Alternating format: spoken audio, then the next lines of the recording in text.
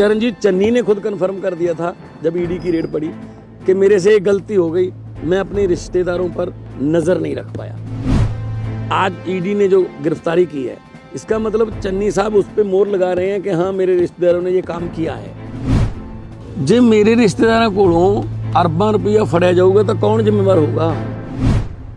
Captain साहब ने एक बार कन्फर्म कर दिया था कि चन्नी साहब का नाम रेता चोरी में था, लेकिन क्योंकि कांग्रेस की लाज बचानी थी, इज्जत बचानी थी, मैंने कुछ किया नहीं। उसके बाद चरणजीत चन्नी ने खुद कन्फर्म कर दिया था जब ईडी की रेड पड़ी कि मेरे से एक गलती हो गई, मैं अपने रिश्तेदारों पर नज़र नहीं रख पाया।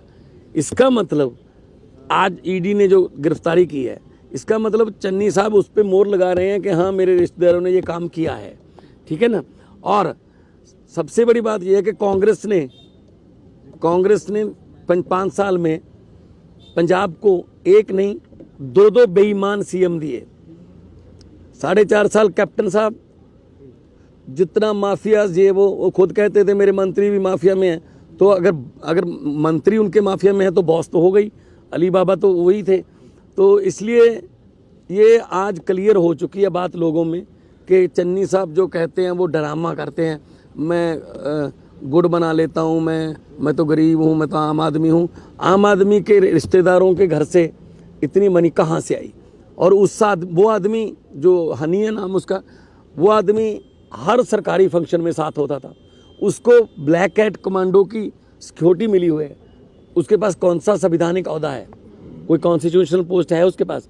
तो इसका मतलब यही था कि अपने भतीजे के नाम पर काम हो रहा था, उधर से मनी आ रही थी। ये तो 111 दिन की है, अगर 5 साल की पता की जाए तो करोड़ों में होगी। कांग्रेस ये कह रही है कि बीजेपी चुनाव के समय ही ईडी का इस्तेमाल कर रही है।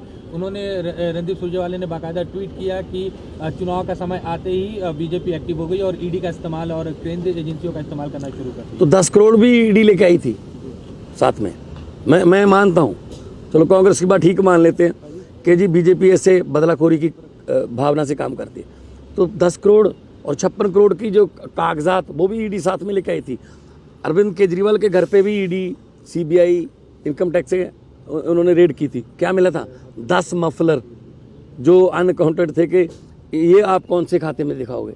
तो मैं भी बोलता हूँ किसानों के पक्ष में। बहुत बार मैंने मोदी साहब को घेरा वहाँ पे संसद में।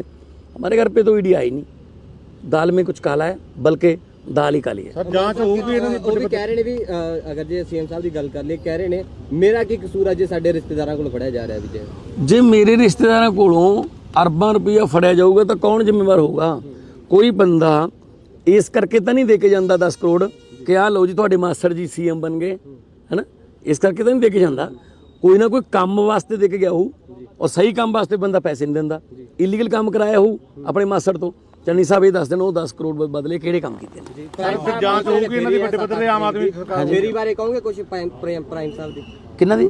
ਪੀਐਮ ਸਾਹਿਬ ਦੀ ਆ ਰਹੇ ਆ ਫੇਰੀ ਤੇ। ਉਹਨਾਂ ਨੂੰ ਡੈਮੋਕ੍ਰੈਟਿਕ ਰਾਈਟ ਹੈ ਜੀ ਆਪਣੀ ਪਾਰਟੀ ਲਈ ਚੁਣਾਵ ਪ੍ਰਚਾਰ ਕਰਨ ਦਾ। ਸਰ ਆਮ ਆਦਮੀ ਸਰਕਾਰ ਨੂੰ ਜਾਂਚ ਹੋਊਗੀ ਸਰ। ਮਾਨ ਸਾਹਿਬ ਹਰ ਜਗ੍ਹਾ ਜਿੱਥੇ ਵੀ ਮਤਲਬ ਜਾਂਦੇ ਆ ਤਾਂ ਬੰਦਾ ਇੱਕੋ ਗੱਲ ਕਰਦਾ ਕਿ ਅਸੀਂ ਵੋਟ ਪਾਉਣੀ ਆ ਤਾਂ ਭਗਵੰਤ ਮਾਨ ਦੇ ਨਾਮ ਨੂੰ ਵੋਟ ਪਾਉਣੀ ਆ, ਤਾਂ ਲੋਕ ਤੁਹਾਨੂੰ ਆਪਣਾ ਰੋਲ ਮਾਡਲ ਮੰਨਦੇ ਆ। ਤੁਹਾਨੂੰ ਕੀ ਲੱਗਦਾ ਕਿ ਤੁਸੀਂ ਉਹਨਾਂ ਦੇ ਇਸ ਯਕੀਨ ਤੇ ਕਿੰਨਾ ਖਰੇ ਹੋ? ਮੈਂ ਉਹਨਾਂ ਦੇ ਘਰਾਂ ਚੋਂ ਨਿਕਲਿਆ, ਮੈਂ ਆਮ ਘਰਾਂ ਚੋਂ ਹੀ ਆ। ਇਸੇ ਕਰਕੇ ਇਹਨਾਂ ਨੂੰ ਜਿਹੜੇ ਵੱਡੇ ਰਵਾਇਤੀ ਪਾਰਟੀ ਨੇ ਉਹਨਾਂ ਨੂੰ ਦੁੱਖ ਹੋ ਰਿਹਾ ਕਿ ਜਿਹੜੀ ਮੁੱਖ ਮੰਤਰੀ ਦੀ ਪੋਸਟ ਹੈ ਉਹ ਤੇ ਆਮ ਘਰਾਂ ਦਾ ਮੁੰਡਾ ਕਿਉਂ ਜਾ ਰਿਹਾ ਉਧਰ ਵੱਲ ਨੂੰ। ਇਹ ਤਾਂ ਸਾਡੇ ਧੀਆਂ ਪੁੱਤਾਂ ਵਾਸਤੇ ਰਿਜ਼ਰਵ ਹੈ।